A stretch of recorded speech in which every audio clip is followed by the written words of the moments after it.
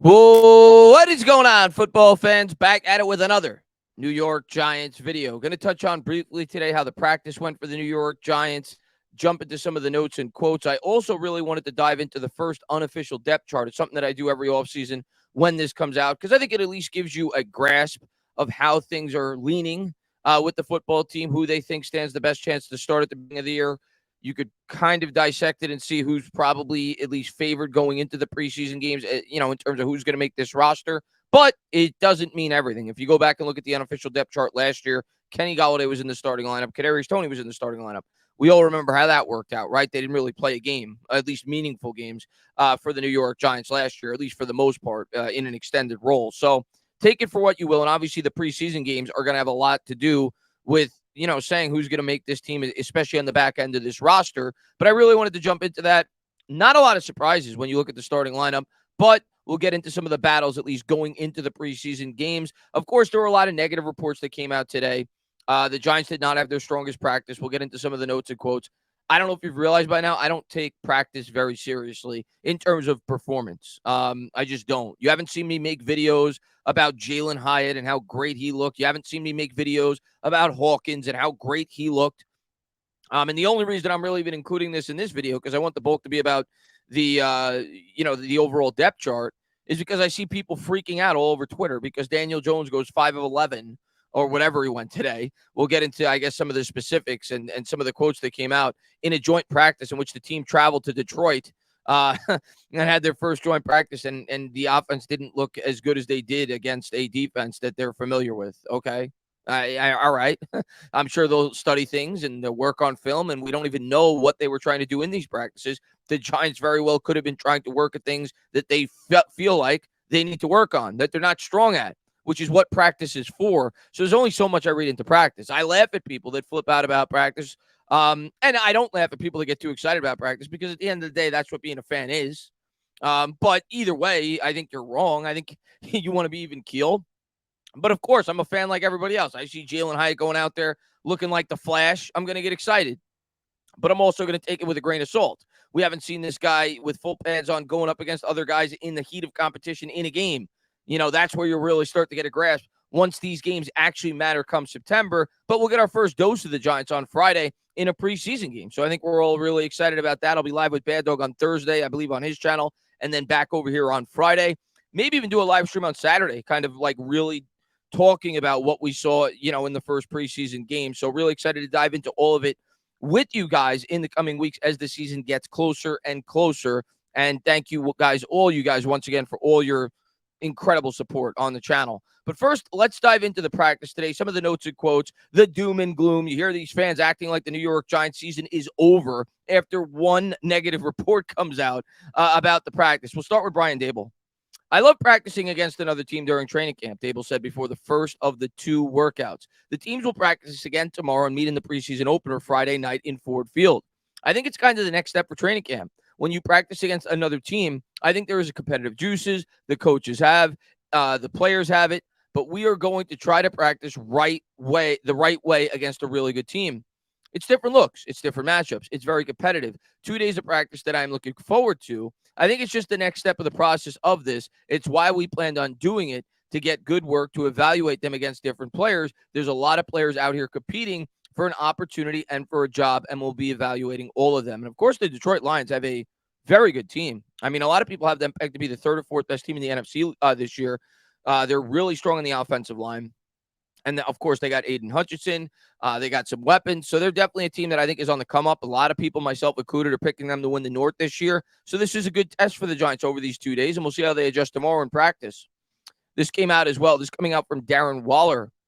I mean, it's a lot more physical out here. A lot more things to take into account. Somebody's going to come and put a forearm in your ribs when you run over the middle of the field, even though it's just a 7-on-7, he said. Just getting more acclimated to game-like situations and knowing that it's a physical game at the end of the day. It's not always going to be a 7-on-7 and people tagging off on you. It's a good acclimation. So basically just saying it's at least closer to the simulation of what a game would be, which makes sense. You're going up against another team. This Daniel Jones talking about, there's a couple of quotes from him that I'll pull up, talking about today's performance. I think just seeing different looks, Jones said about the benefit of joint practices against opposing defenses, going up against different guys that you don't know as well. I think the competitive nature of these practices speeds up the game a little bit in certain situations. I think just seeing a new look, seeing a new team, you get used to practicing against your guys, your defense, and what they do. And to see another group is helpful. It's valuable time. Then he went on to say, certainly some things that we can sharpen up and clean up execution wise. But overall, I thought we made some plays here and there. Jones said following the session per the Giants official website. We've just got to be more consistent and take advantage of some of those opportunities we had. According to Connor Hughes of SNY, Jones connected on just 5 of 12 passes on Tuesday and was sacked once and would have thrown an interception had the line safety C.J. Gardner-Johnson properly finished the play. Jones stuck around after practice to complete additional throwing work.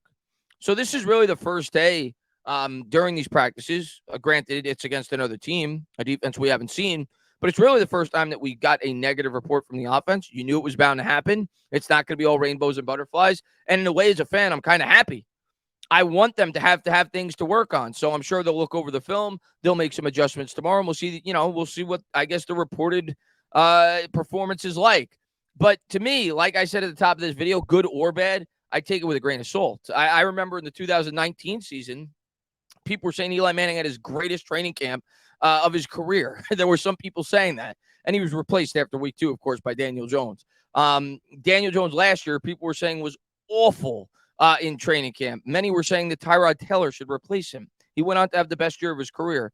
So it means very little to me. The most important thing when it comes to training camp and, of course, preseason football is making sure your team stays intact, stays as healthy as possible going into the start of the regular season. And we've had a couple of dings. The most notable one being Evan Neal, of course, suffered the concussion. He's still in concussion protocol, didn't practice today. I probably would not expect him to play on Friday, but you got to think he's going to be back sooner than later, and the more reps he could get, the better. We're certainly going to need him to do a really good job this year. I continue to say that I think he's the key to this offense this year, but we'll see how it all plays out. I'm not going to get too high. I'm not going to get too low. I'm still really excited about this team, and we'll see how we do on Friday night against Detroit. I don't expect them to get a lot of action with the ones. I think the ones will get a lot of practice time, obviously, over these next 2 days against the Detroit Lions. They'll evaluate them that way. But my guess would be Dable's going to go into that game trying to analyze the back end of the roster guys and who's going to make this team. And he's going to try to make it a point to try to keep his guys healthy. But we'll see how it all plays out. Let's dive into the first unofficial depth chart for the New York Giants. You may not be able to read that. It's a little small, but I wanted to go over it. There's really not a lot of surprises. When I went over the offense, I'm like, yeah, expected that.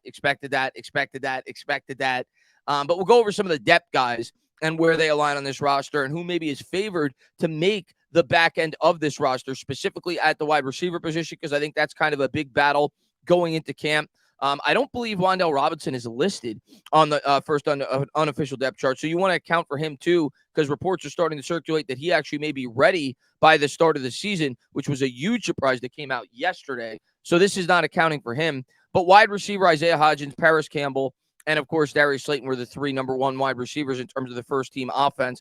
Evan Neal, Glowinski, Schmitz, Bredesen, and Thomas. That's kind of what you expect.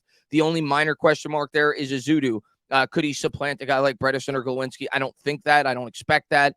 Going into the start of the year, I think they'll go with the 2 veterans. And then at some point this year, Azudu probably will take over, I would guess, for Glowinski at some point if Glowinski struggles. Parrott right now listed as the primary swing tackle opposite Evan Neal.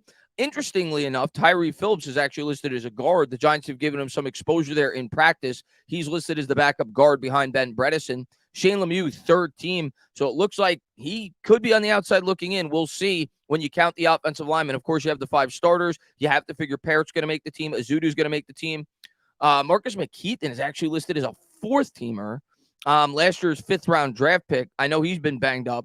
So we'll see how it all pans out. But definitely a little bit of competition, I suppose, on the back end of this roster for, those final spots on the offensive line.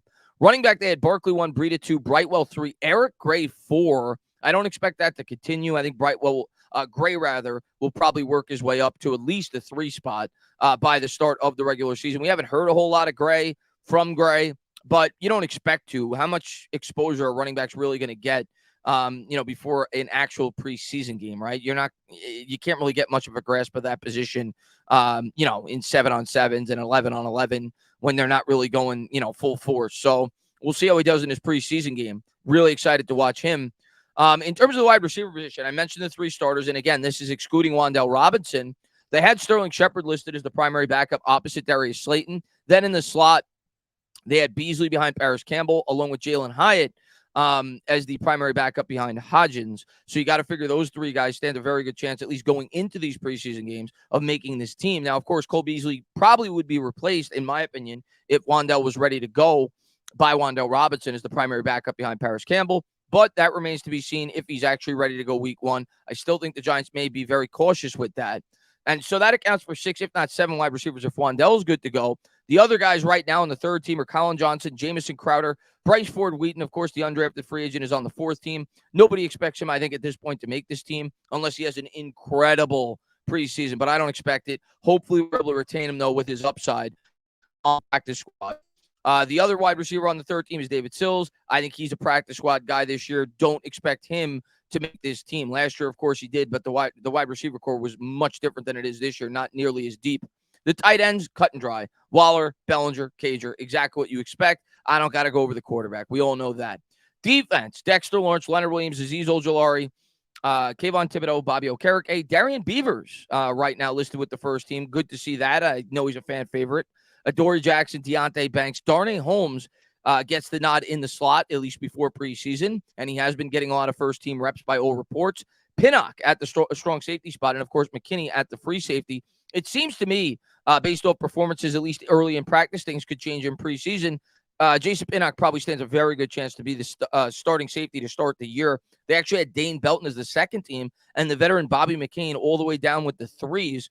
So McCain could be battling potentially for a roster spot here in these training camp games. Holmes, interestingly, is listed as the starting nickel, but like I said, he's been getting a lot of 1st-team reps, and you have to figure he's at least going to be a slight favorite going into preseason, being that he was the starter last year. Cordell Flott didn't really play in the slot last year for the Giants. He played more so on the outside, so he's probably got to prove himself in these preseason games, but I'm sure he'll get every opportunity to do so. But at least going into training camp, he's listed as the favorite. I don't see Aaron Robinson even listed here, but I know he's hurt right now, but he's not listed on the first unofficial depth chart.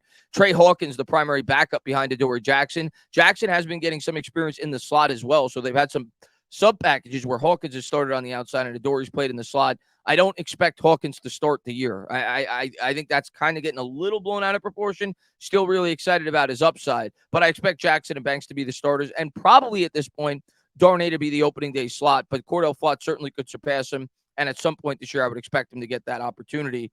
Dane Belton, like I said, the primary backup at the strong safety spot. But not a lot of shocks here. I mean, if you would ask me, Chris, who's going to be the starting lineup, on the first unofficial depth chart, I think the only one on defense that I may have been different on would have been maybe the slot between Flott and Holmes, but Holmes has been getting a lot of the 1st-team reps, so I'm not really surprised by it. Beavers over McFadden, I'm not surprised based off what I've heard in the practices.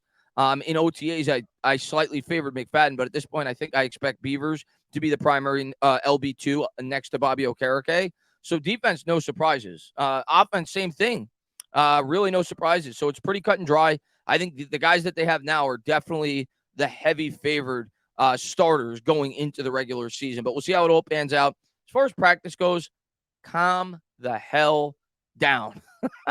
On both ends. Now we're fans. We're going to get excited when we see Daniel Jones make big plays. But relax. We got another month to go, and then we get to really start to judge this football team as they have a huge game coming up against the Dallas Cowboys to start the season. But in practice, I almost want my guys to make mistakes because I want things that they need to work on. So it's good in a way that they made some mistakes today, that they didn't look great. We'll see the adjustments that they make. We'll see how the offense comes out, responds tomorrow. Positive note, I did hear that the offensive line overall did a good job today, excluding Matt Parrott, who got exposed against Hutchinson, but you would expect that. So I guess that's a positive note, and probably the thing that you should be caring about the most in these practices and, in training camp. But we'll see how it all pans out. As always, guys, if you like what you watch, please subscribe, drop a comment, maybe give me a little thumbs up. Cheers.